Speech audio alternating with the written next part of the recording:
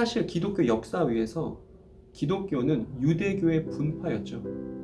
그러니까 이제 유대교로부터 똑 떨어져 나와서 기독교가 만들어졌다라는 이걸 이제 신학에서는 대체주의라고 하는데, 이미 대체주의는 이제 더 이상 얘기하지 않는 내용이 됐습니다. 그러니까 예수께서 오셨을 때 유대교로부터 기독교를 시작하신 게 아니고 그냥 원래 사도들은 뭐 베드로나 요한도 예수를 따르게 된 이후에도 계속 이제 성전에도 가고 유대교인으로서 살았거든요. 그러니까 이게 유대교 분파로서 기독교가 처음에 출발했고, 당시 또 두 번째로 말씀드리고, 첫 번째 유대교 분파로 시작됐다. 두 번째는 예컨대 쿼크 입자가 처음 발견됐을 때를 한번 생각해 보세요. 이게 어떤 형식이고 어떤 속성 갖고 있는지 그때부터 갑론을박이 벌어지지 않습니까? 저는 초대교회가 버렸었던 여러 공예들을 통해서 드러났었던 그런 기독론에 대한 논쟁, 이런 것들은 예수라는 인간, 하나님이자 인간인 예수라는 존재에 대해서 갑론을박이 벌어질 수밖에 없는 건 그분이 너무나 신선했기 때문이죠.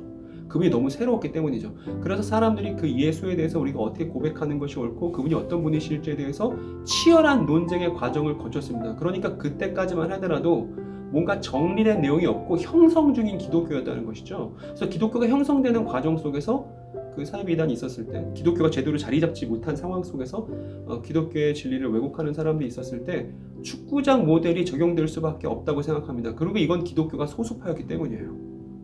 그래서 그런 시절이 분명히 있었으나 이제 중세 크리스텐덤을 지나서 오늘날에 이르면 20억의 기독교인이 있는 이제 세계에서 정말 손에 꼽는 거대 종교가 이제 기독교가 됐잖아요. 신학은 그동안 연구를 거듭해왔고 교회사들도 그동안 얘기들이 많이 이제 전해져 내려왔고, 우리가 지금 배우고 알고 있는 내용들이 대단히 풍성합니다. 이런 풍성한 내용들을 갖고 있는 우리의 상황과 쿼크 입자를 막 발견했었던 초대교회 형성기 기독교의 상황을 동일시할 수는 없다는 것이죠. 그러니까 훨씬 우리가 여유를 갖고서 그 사람들의 이야기를 경청하고 얘기해 볼 수 있는 건 계시를 통해서 드러난, 우리가 신학을 통해서 포착하는 예수에 대한 메시지, 그리고 성경이라는 고대 문화에 대한 해석이 충분히 갖춰져 있다는 것을 전제한 것이죠. 그런데 고대에는 그렇지 않았었다. 그 시대상의 그 차이를 우리가 좀 인지하는 것이 필요합니다.